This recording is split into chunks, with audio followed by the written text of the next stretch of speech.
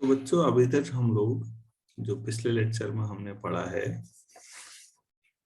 तो dielectric material को अगर आप पैरेलल प्लेट्स के बीच में डाल दें तो फिर इलेक्ट्रिक फील्ड कम होता है, ये बात कर रहे हैं। नेट इलेक्ट्रिक फील्ड ये रहेगी। अब पहले ई नॉट था शुरू में, अब ई नॉट माइनस ई पोलराइजेशन का जो डिफरेंस है वो ई बचेगा। तो यहां से ई नॉट और ई का जो रेशियो है, इसी को डाइलेक्ट्रिक कांस्टेंट भी कहते हैं। तो आप हेडिंग डालिएगा, आगे बढ़ाते हैं इसी थ्योरी को। हेडिंग डालिए डाइलेक्ट्रिक कांस्टेंट क्या होता है, बार बार ये शब्द आता है, dielectric constant.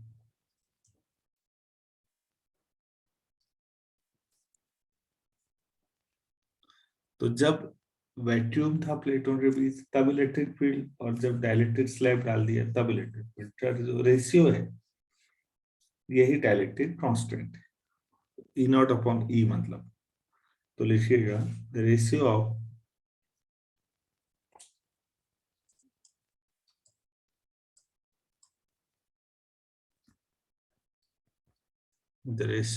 strength of applied electric field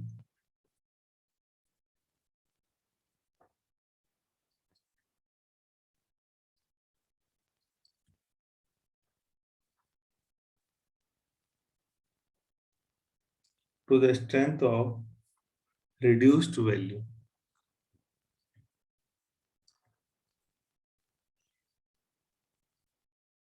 strength of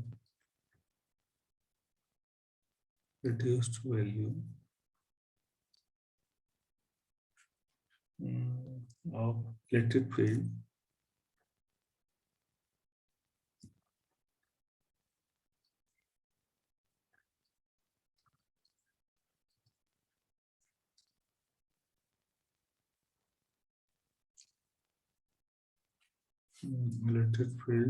और रिड्यूस्ड कब हुआ ये भी तो बताना पड़ेगा। on placing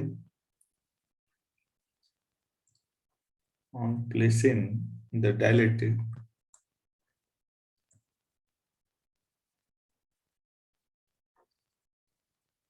between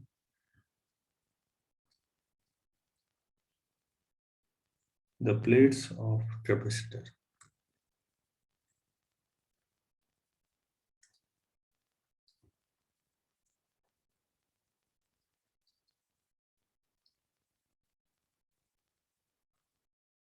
Is called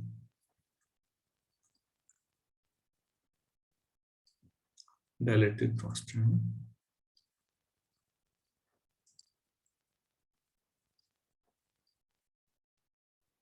और relative permittivity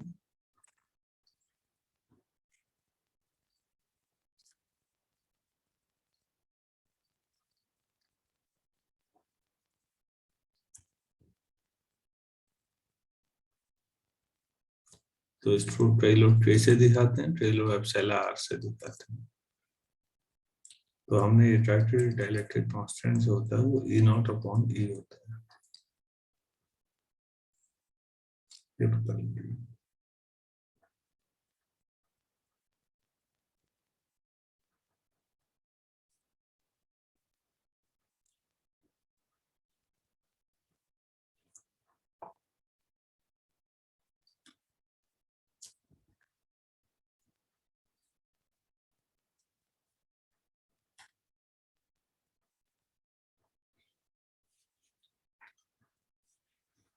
यहाँ पर एक हेडिंग डालिएगा और एक चीज और हम समझ सकते हैं, पोलराइजेशन डेंसिटी।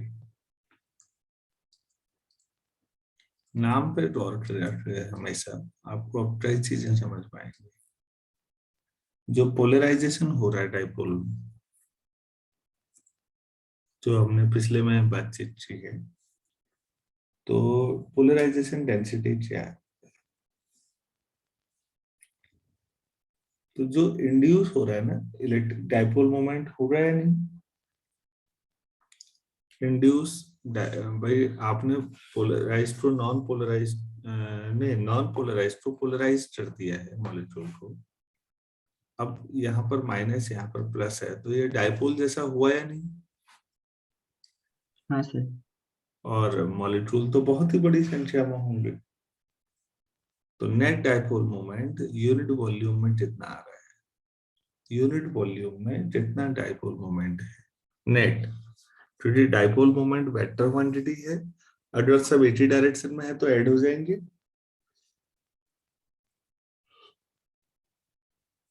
तो इतने वॉल्यूम में इतना डाइपोल मोमेंट है, तो यूनिट वॉल्यूम में कितना होगा, that is called polarization density. Please लिखिए इसको, आसान चीज है, कुछ ऐसा नहीं है। The induced dipole moment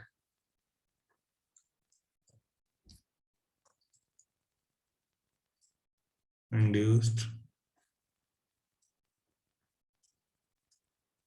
dipole moment developed per unit volume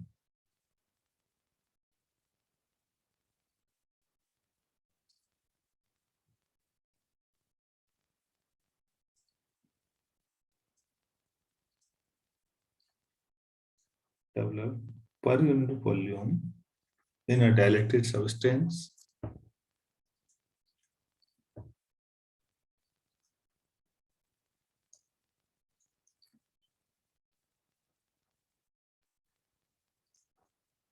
in a dielectric substance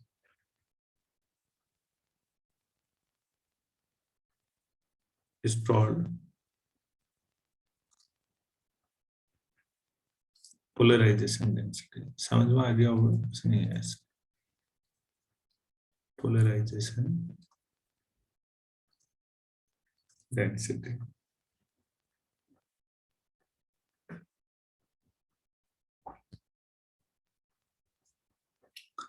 तो हमने जो अभी बनाए हैं पीछे, प्लीज ध्यान दीजिएगा, ये हमने यहाँ पर डाइपोल छोटे छोटे बना दिए थे, ऐसे ढेर सारे बनाए हमने। एक का डाइपोल मोमेंट अगर स्मॉल p माने और यूनिट वॉल्यूम में टोटल n मान लो, कैपिटल N, तो यूनिट वॉल्यूम की बात हो रही है, ध्यान दीजिएगा। यूनिट वॉल्यूम में n ऐसे डाइपोल है और एक का डाइपोल मोमेंट p है, तो n का टोटल कितना हो जाएगा, n इंटू, इसे हम कैपिटल P लिखेंगे। तो मैं इसे लिख रहा हूँ नीचे, लिखिए, if each molecule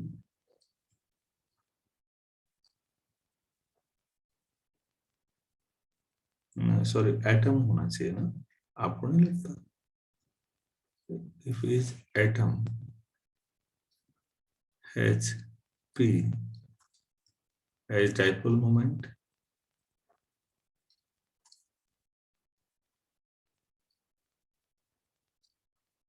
and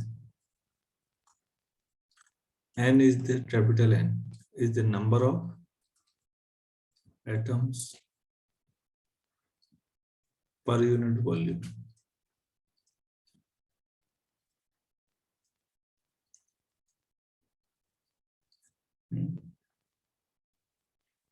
then polarization density rechangeable, then polarization density is called density is, तो p कितना हो जाएगा, n इंटू स्मॉल, ठीक है इतना।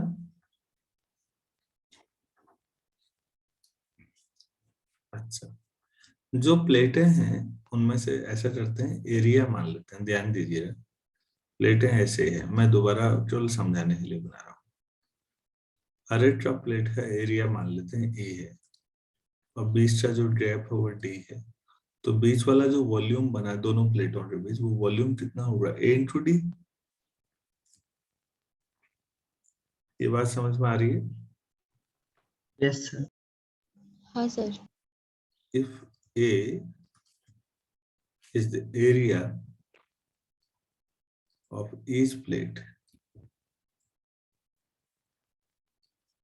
and D is the separation of plates. उसी में भरा हुआ है ना material, separation of plates. Then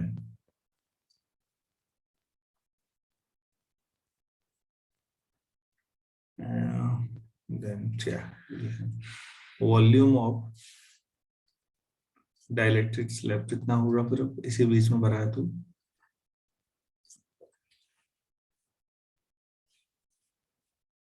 अरे भाई इतना वॉल्यूम होगा। हाँ सर।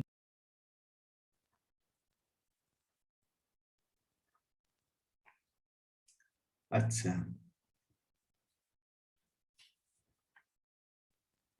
यहाँ पर हमने देखा था कि पॉजिटिव प्लेट की तरफ जब हमने उस समय बनाया था ये वाला, तो यहाँ पर -QI चार्ज इंड्यूस हो गया था, ये लिखा था, और राइट साइड में +QI ऐसा बनाया था ऊपर देखिए, ये वाला, ये -QI और ये +QI। तो इस बात को भी लिख देते हैं, लिखिए प्लीज।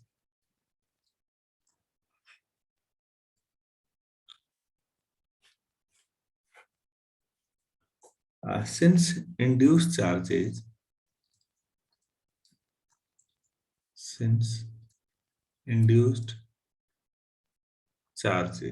कौन से -QI and +QI यही थे, are developed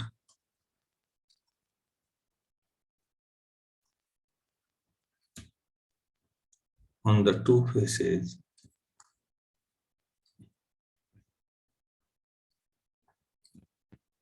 of dielectric slab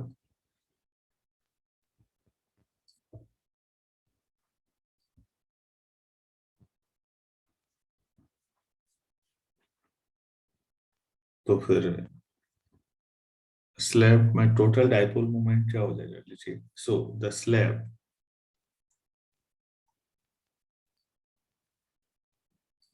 possesses total dipole moment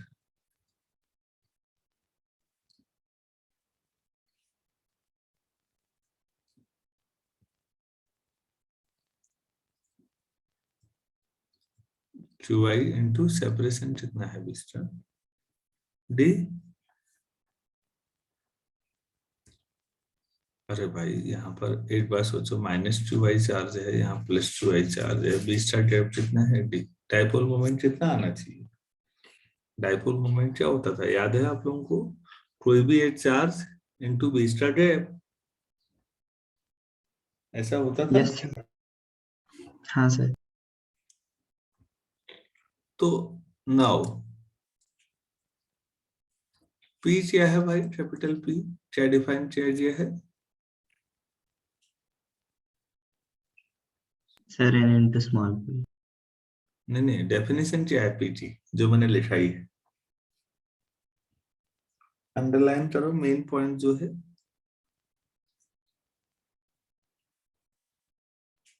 dipole moment per unit volume, total dipole moment हाँ सर। करो वॉल्यूम से,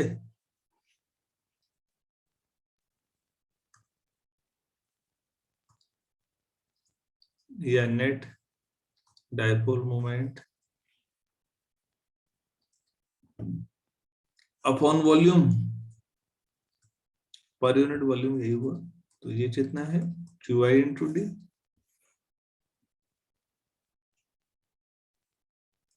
वॉल्यूम कितना है लिखाया था अभी, सर यही n into d। इंटू,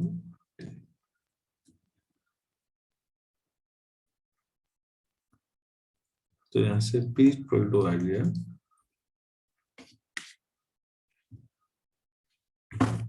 कितना हो जाएगा sir QI upon a। QI upon A। ये भी छोटे छोटे न्यूमेरिकल्स के लिए काम की चीज है।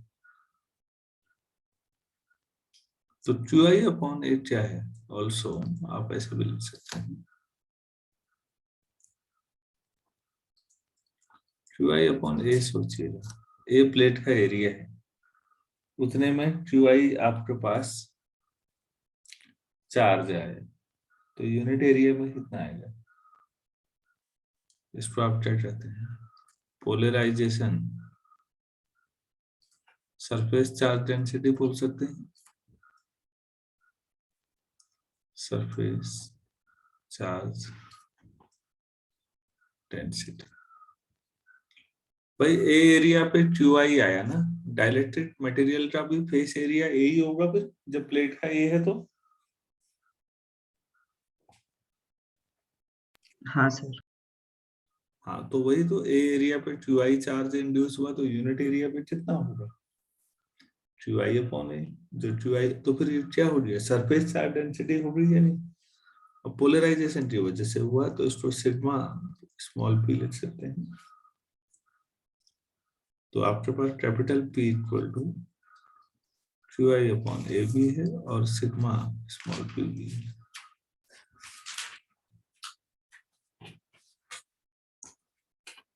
ठीक है, हाँ सर। इसकी मदद से नाउ इलेक्ट्रिक फील्ड का एक्सप्रेशन बदला जा सकता है। इलेक्ट्रिक फील्ड जो है वो था E naught minus net E polarization, यही तो हुआ। E नॉट कितना है? Sigma upon epsilon. E polarization कितना होगा? Sigma P upon epsilon naught.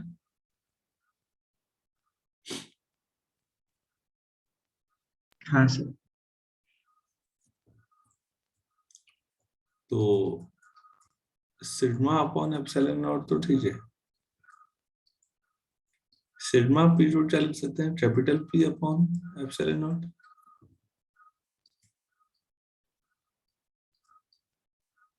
Capital P equal to sigma small p, अभी तो लिखा आपने ऊपर। हाँ सर। ये फॉर्मूला भी कई जो यूजफुल रहता है।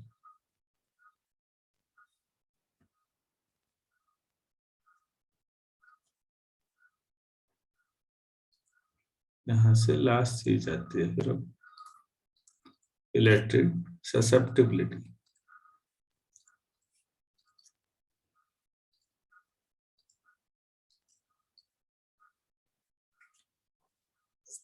ससेप्टेबल होना क्या होता है लिटरेचर में?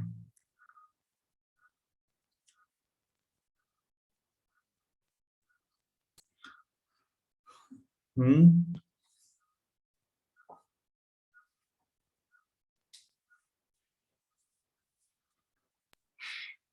पता नहीं सर। अच्छा, उसकी और जैसे चूंकि डाइलेक्ट्रिक जो अभी है वो धीरे धीरे क्या बनने वाला है, आप इलेक्ट्रिक फील्ड बढ़ाते जाइए, लास्ट में उसमें भी कंडक्टर बन जाना है। हाँ सर। हाँ, कंडक्टर बनने के बाद बेटा याद रखिएगा, कंडक्टर बन जाएगा तो आपका जो कैपेसिटर है वो कैपेसिटर नहीं रहेगा। कैपेसिटर कैपेसिटर नहीं रहेगा ग्राउंड में, क्योंकि अभी तक आपकी दोनों प्लेटें आपस में टच नहीं हो रही, बीच में डाइलेक्ट्रिक मिला दिया तो भी टच नहीं हो रही है क्योंकि उससे करंट पास नहीं होती। लेकिन अगर वो कंडक्टर हो गया तो करंट पास हो जाएगी, तो ये जो प्लस और माइनस का डिफरेंस है बचेगा फिर? नहीं सर। वो हो गया, फिर कैपेसिटर ध्वस्त हो गया वहीं। तो आपको डाइलेक्ट्रिक स्ट्रेंथ इसलिए चाहिए होती है कि आपको मालूम होना चाहिए इलेक्ट्रिक फील्ड किससे ज्यादा नहीं लगाना है, वरना आपका कैपेसिटर ही ध्वस्त हो जाएगा। ठीक है, तो लिखिए द पोलराइजेशन, एक्सपेरिमेंटली लिख जाऊंगा, experimentally it is observe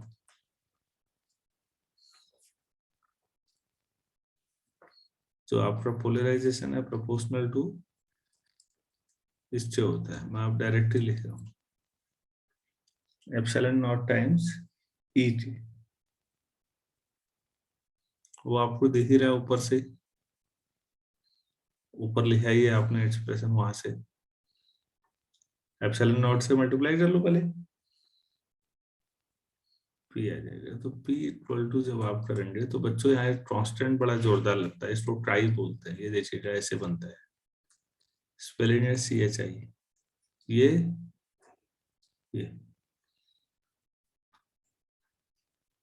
susceptibility का सिंबल ही यही है, epsilon not.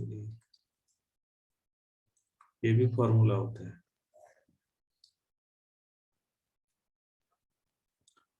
Here the constant price is called electric susceptibility of dielectric slab. Electric susceptibility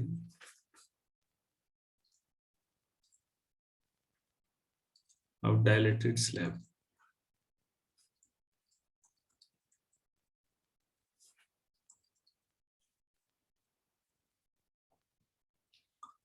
तो फिर अगर ये इक्वेशन को मान लें, इसको कैपिटल ए मान लो यार, फ्रॉम ए क्या हो जाएगा ऊपर, equal to sigma upon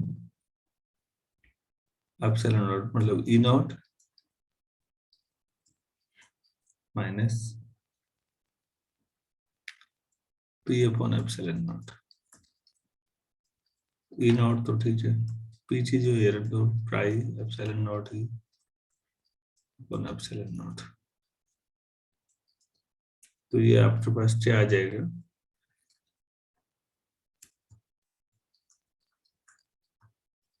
E naught minus ट्राई ई और 1 प्लस ट्राई equal to E naught. So E naught upon E कितना आ जाएगा, 1 प्लस ट्राई, और ई नॉट अपॉन ई क्या बताया था अभी तक, डाइलेक्ट्रिक कांस्टेंट। Yes sir.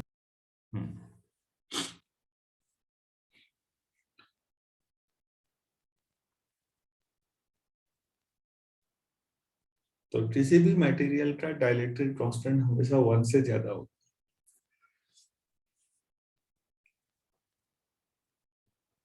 तो फिर 1 किसका होता है dielectric constant, sir vacuum. Vacuum का। तो उस समय ट्राई कितना होगा, सर 0। हाँ। तो बेटा वैक्यूम का इलेक्ट्रिक फील्ड में कन्वर्ट हो पाना, इलेक्ट्रिक फील्ड की ओर आकर्षित होना होना ही नहीं है कभी, वो बनेगा ही नहीं वैक्यूम। तो इसीलिए ससेप्टिबिलिटी का मतलब समझ में आया कि उसकी ओर आकर्षित होना, उसकी ओर आगे बढ़ना। तो इलेक्ट्रिक की तरफ बढ़ना वैक्यूम का होना ही नहीं है।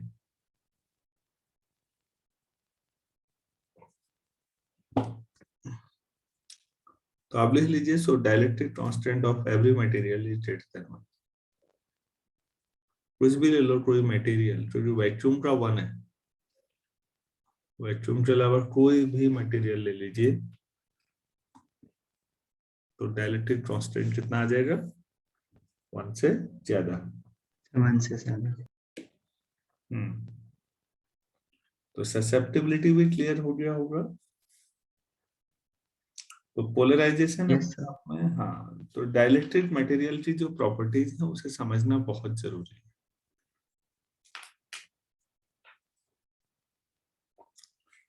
तो हम लोग इस पे 8 सेशन और करेंगे आज। हम लोग 5:50 पे जुड़ते हैं हम। चलिए तब तो थोड़ा ब्रेक कर लीजिए। सर एक क्वेश्चन था। हाँ जी बोलिए। सर जो अभी हमने रिलेशन निकाला ना sir, K equals to E naught upon E. Sir तो जब हमने इलेक्ट्रोस्टैटिक शुरू की थी तब हमने एक और रिलेशन पढ़ा था ना सर, इन ई इक्वल्स टू, अच्छा नहीं आ गया सर, आ गया समझ में, वो अलग हो गया। वो एप्सिलॉन नॉट था। हाँ सर समझ आ गया। हाँ वो एप्सिलॉन नॉट में था बेटा। ठीक है कोई बात नहीं। किसी बच्चे को और कुछ पूछना है, नहीं पूछना, ठीक है। तो 5:50 पे मिलते हैं। Thank you.